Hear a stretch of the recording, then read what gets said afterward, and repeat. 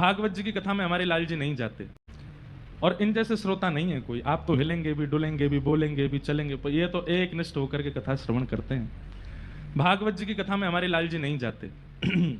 और एक आध बार प्रयास भी किया कि 7 दिन विराजें, तो पंडाल टूट जाता है, हमारे लाल जी नहीं बैठते। लाल जी कहें वो मेरे खेलवे को समय मो खेलन दो। लेकिन जब भक्त चरित्र होते हैं ना, तो ठाकुर जी मधुमंगल सीतामा से कहें तुम ही चराया हो गैया, मैं तो कथा सुनने जा रहा हूं।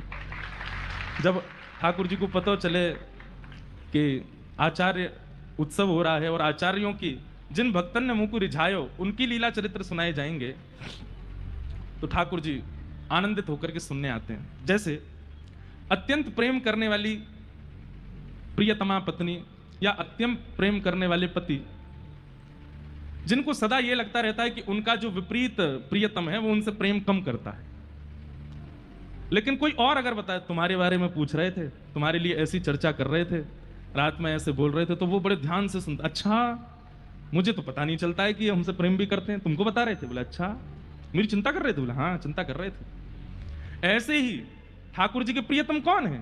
ठाकुर जी के प्रियतम ये सब रसिक संत जन हैं।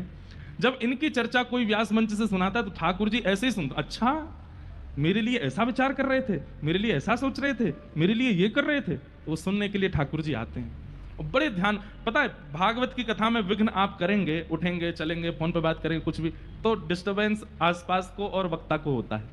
पर भक्तमाल की कथा में जब आप डिस्टर्ब करते हैं तो लाल जी को डिस्टरबेंस होता है। बोले यार तू चुपचाप बैठ जा, मुझ सुनंद है, मेरे आचार्य चरण के भाव बता रहे हैं। इसलिए भक्तमाल की कथा ठाकुर जी को बहुत प्रिय है। इसलिए तुम श्रोता भक्तमाल के, ठाकुर जी श्रोता हैं भक्तमाल के।